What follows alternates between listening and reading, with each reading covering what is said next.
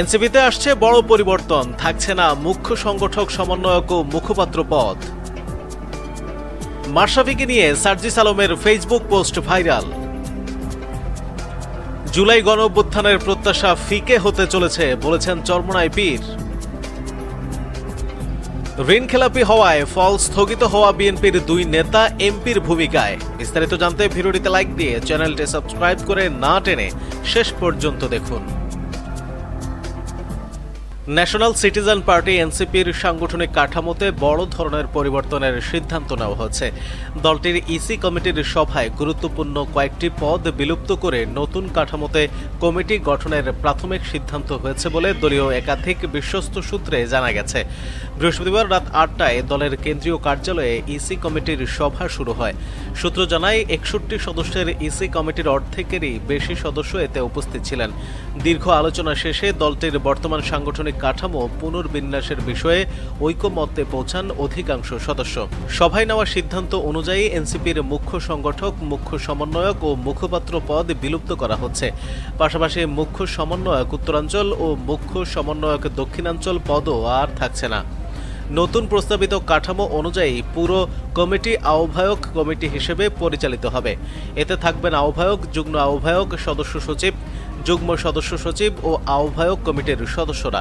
এছাড়া দেশের প্রতিটি বিভাগীয় শহরে একজন করে সাংগঠনিক সম্পাদক ও দুজন সহ সাংগঠনিক সম্পাদক দায়িত্ব পালন করবেন। সভা সূত্রে আরও জানা গেছে, শুক্রবার দলের সাধারণ সভায় এসব প্রস্তাব উত্থাপন করা হবে। সাধারণ সভায় অনুমোদন পেলে আগামী কয়েকদিনের মধ্যেই নতুন কাঠামো অনুযায়ী কমিটি গঠন করা হতে পারে। পরবর্তী জাতীয় সম্মেলন পর্যন্ত এই কমিটি দায়িত্ব পালন করবে বলেও জানা গেছে। তবে সভায় উপস্থিত অধিকাংশ সদস্য প্রস্তাবগুলোর পক্ষে মত দিলেও কয়েকজন সদস্য বর্তমান সাংগঠনিক কাঠামো বহাল রাখার পক্ষে মতামত দেন বলে সূত্র নিশ্চিত করেছে। অন্যদিকে ফেসবুকে মাশরাফির সম্পর্কে সার্জিস আলমের ফেসবুক পোস্ট ভাইরাল। জাতীয় ক্রিকেট দলের সাবেক অধিনায়ক ও সাবেক সংসদ সদস্য মাশরাফি বিন মুর্তজার রাজনৈতিক ভূমিকা নিয়ে ফেসবুকে পোস্ট দিয়েছেন জাতীয় নাগরিক পার্টি এনসিপির উত্তরাঞ্চলের মুখ্য সংগঠক সার্জিস আলম। বৃহস্পতিবার জুবায়েদ আহসান নামের এক ব্যক্তির লেখার বরাত দিয়ে নিজের ফেসবুক অ্যাকাউন্টে একটি পোস্ট করেন। পোস্টে সার্জিস আলম লেখেন, ডিয়ার মাশরাফি, 2018 সালের নির্বাচনে নড়াইল 2 আসনে মোট ভোটার ছিল 3,17,844 জন। এর মধ্যে মোট ভোট পড়েছিল 2,79,702টি, যা মোট ভোটের প্রায় 88%। এই নির্বাচনে নৌকা প্রতীক নিয়ে প্রতিদ্বন্দ্বিতা করা মাশরাফি বিন মুর্তজা পেয়েছিলেন 2,71,210 ভোট। তার নিকটতম প্রতিদ্বন্দ্বী ধানের শীষের প্রার্থী AZM ফরিদুজ্জামান পান 7,883 ভোট। এই ফলাফল উল্লেখ করে সার্জিস লেখেন, যেদিন আপনি এই স্যার জন ব্র্যাডম্যান মার্কা রেকর্ড ভোট নিয়ে হাসি মুখে এমপি হয়েছিলেন, নড়াইলের বাইরে নিজের কবর আপনি সেদিন নিজেই খুঁড়েছিলেন ভাই। তিনি আরও লেখেন, মাশরাফি চাইলে 2024 সালের নির্বাচন থেকে সরে দাঁড়াতে পারতেন, কিন্তু তিনি তা না করে আবারও নির্বাচন করেছেন এবং পরে হুইপের পদও নিয়েছেন। পোস্টে সার্জিস আলম লেখেন, সারা জীবন ম্যাচ ফিক্সিংয়ের বিরুদ্ধে দাঁড়ানো আপনি যখন নিজেই ভোট ফিক্সিংয়ের লোভে পড়েছিলেন, সেদিনই আসলে নড়াইল এক্সপ্রেস লাইনচ্যুত হয়ে গিয়েছিল। পোস্টের শেষাংশে তিনি লেখেন, সরি ভাই।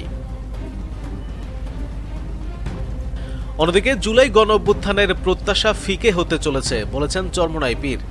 কাঙ্ক্ষিত সংস্কার এবং দেশের কাঠামোগত পরিবর্তন না হওয়ায় জুলাই গণঅভ্যুত্থানের প্রত্যাশা ফিকে হতে চলেছে বলে মন্তব্য করেছেন ইসলামী আন্দোলন বাংলাদেশের আমির মুফতি সৈয়দ মোহাম্মদ রেজাউল করিম। তিনি বলেন, স্বাধীনতার প্রত্যাশা পূরণে অতীতের সরকারগুলোর ব্যর্থতার ধারাবাহিকতা এবং আওয়ামী ফ্যাসিবাদের প্রেক্ষিতেই 24শে গণঅভ্যুত্থান হয়েছিল। একটি সম্ভাবনা তৈরি হয়েছিল, দেশকে নতুন করে গঠন করার সম্ভাবনা সৃষ্টি হয়েছিল। কিন্তু এখন জুলাই গণঅভ্যুত্থানের প্রত্যাশা ফিকে হতে চলেছে। নোয়াখালীর মাইজদি বাজারে এক সভায় প্রধান অতিথির বক্তব্যে তিনি এই কথা বলেন। দেশের আইনশৃঙ্খলা পরিস্থিতি ভালো নয় জানিয়ে মোহাম্মদ রেজাউল করিম বলেন, দ্রব্যমূল্য বেড়েই চলেছে, জনজীবন অতিষ্ঠ হয়ে আছে, হামে শত শত শিশু মারা যাচ্ছে। সরকারের পক্ষ থেকে কার্যকর কোনো উদ্যোগ নেওয়া যাচ্ছে না। গুরুত্বপূর্ণ সংস্কার নেওয়া অধ্যাদেশগুলো বাতিল করা হয়েছে মন্তব্য করে সরকারের উদ্দেশ্যে তিনি বলেন, জুলাইয়ের প্রত্যাশা ছিল জনদুর্ভোগ দূর করা এবং স্বৈরতন্ত্রের স্থায়ী বিলোপ। সেই লক্ষ্যে কাজ করতে হবে। নেতাকর্মীদের উদ্দেশ্যে চরমোনাই পীর বলেন, জনপ্রত্যাশা পূরণে আমাদের অঙ্গীকার পূরণে সংগ্রাম অব্যাহত রাখতে হবে। মানুষের পাশে দাঁড়াতে হবে, জনগণের সংগ্রামে নেতৃত্ব দিতে হবে। অন্যদিকে ঋণ খেলাপি হওয়ায় ফল স্থগিত হওয়া বিএনপির দুই নেতা রয়েছেন এমপির ভূমিকায়। চট্টগ্রামে খেলাপি ঋণের কারণে নির্বাচনের ফল স্থগিত থাকা দুই বিএনপি নেতা শপথ নিতে না পারলেও নির্বাচনী এলাকায় সংসদ সদস্যের মতো কার্যক্রম চালিয়ে যাচ্ছেন। এমপি না হয়েও সরকারি কর্মসূচিতে যোগ দিচ্ছেন। চট্টগ্রামের সীতাকুণ্ড ও ফটিকছড়ি উপজেলা প্রশাসনের বিভিন্ন অনুষ্ঠানে থাকা বিএনপির নেতাকর্মীরা জানান, বেশ কয়েকটি রাষ্ট্রীয় অনুষ্ঠান এবং সরকারি উন্নয়ন ও সহায়তা প্রকল্পের উদ্বোধন অনুষ্ঠানে চট্টগ্রাম ৪ সীতাকুণ্ড আসনের প্রার্থী আসলাম চৌধুরী ও চট্টগ্রাম ২ ফটিকছড়ি আসনের সরোয়ার আলমগীর উপস্থিত ছিলেন। কিছু অনুষ্ঠানে তারা প্রধান অতিথি ছিলেন, তবে ব্যানারে তাদের নাম ছিল না। বক্তৃতার সময় তাদের এমপি হিসেবে সম্বোধন করা হয়। এদিকে ফল ঘোষণা ও শপথের সুযোগ চেয়ে আসলাম চৌধুরী ও সরোয়ার আলমগীরের পৃথক আবেদনের উপর বৃহস্পতিবার আদেশের জন্য দিন ধার্য রেখেছেন আপিল বিভাগ। প্রধান বিচারপতি জুবায়ের রহমান চৌধুরীর নেতৃত্বে ৫ সদস্যের আপিল বিভাগ বুধবার এই তারিখ ধার্য করেন। গত ১২ ফেব্রুয়ারি অনুষ্ঠিত ত্রয়োদশ জাতীয় সংসদ নির্বাচনের আগে খেলাপি ঋণের অভিযোগে আসলাম চৌধুরী ও সরোয়ার আলমগীরের বিরুদ্ধে রিট আবেদন করা হয়। পরে আপিল বিভাগ আসলাম চৌধুরীকে চট্টগ্রাম ৪ ও সরোয়ার আলমগীরকে চট্টগ্রাম ২ আসনে প্রতিদ্বন্দ্বিতার সুযোগ দেন। তবে আদালত আদেশ দিয়েছেন, নির্বাচন করতে পারলেও তারা ঋণ খেলাপি নন প্রমাণ না হওয়া পর্যন্ত ভোটের ফল প্রকাশ করা যাবে না। ফল প্রকাশ না করায় এই দুই বিএনপি নেতা এখনও সংসদ সদস্য হিসেবে শপথ নিতে পারেননি। নির্বাচন কমিশনের স্থগিত ফল অনুযায়ী চট্টগ্রাম ২ আসনে সরোয়ার আলমগীর ১,৩৯,৮৩১ ভোট পেয়েছেন। তার নিকটতম প্রতিদ্বন্দ্বী জামায়াত ইসলামের নুরুল আমিন পান ৬৫,৫৫০ ভোট। চট্টগ্রাম ৪ আসনে বিএনপির আসলাম চৌধুরী ১,৪৩,৫৫২ ভোট পেয়েছেন। তার নিকটতম প্রতিদ্বন্দ্বী জামায়াতের আনোয়ার সিদ্দিক পান ৯১,৪০৪ ভোট।